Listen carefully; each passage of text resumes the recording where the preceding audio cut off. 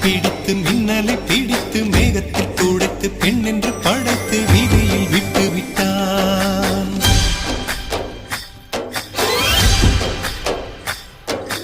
இப்படி இன்னொரு பெண்மையை படைக்க தன்னிடம் கற்பனை தீர்ந்ததை எண்ணித்தான் பிரம்மனும் மூர்ச்சையுற்றான்.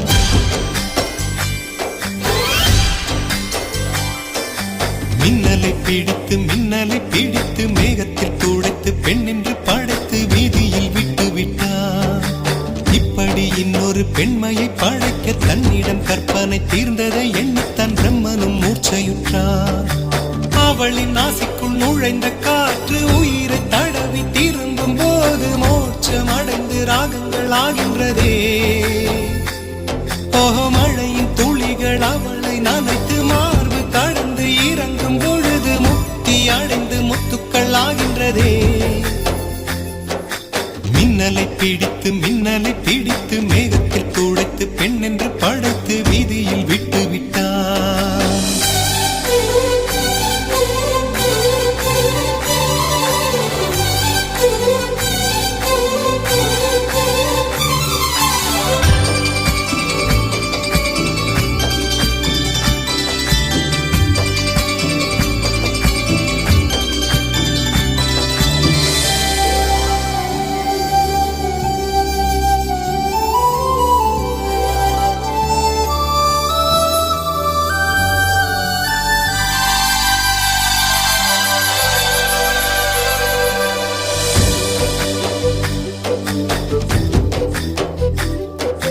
நிலவின் ஒளியை பிடித்து பாலில் நனைத்து கன்னங்கள் செய்து விட்டார். உலக மலர்கள் பறித்து இரண்டு பந்துகள் அமைத்து பெண்ணை சமைத்து விட்டார்.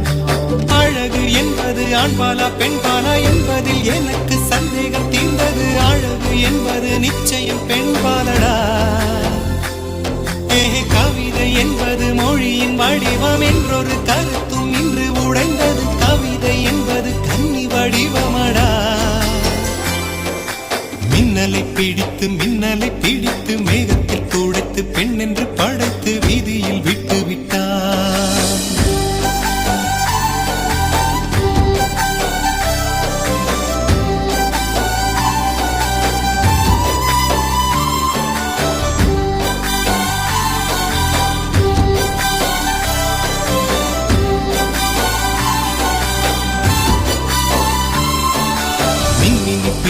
மின்மினி பிடித்து கண்களில் பதித்து கண்மணி கண் பறித்தாள்.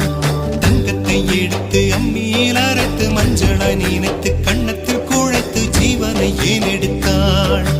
காவித்துறவிக்கும் ஆசை வளர்த்தவள், அருக்கும் புல்லுக்கும் ஆண்மை கொடுப்பவள், பெண்களின் நெஞ்சுக்கும் பித்தம் கொடுப்பவளே. ஓஹோ, தெரிந்த பாகங்கள் உயிரை தந்திட மறந்த பாகங்கள் உயிரை வாங்கிட ஜனனம் மரணம் ரெண்டும் தருபவளே. மின்னலை பிடித்து மேகத்தில் துடைத்து பெண் என்று படைத்து வீதியில் விட்டு விட்டு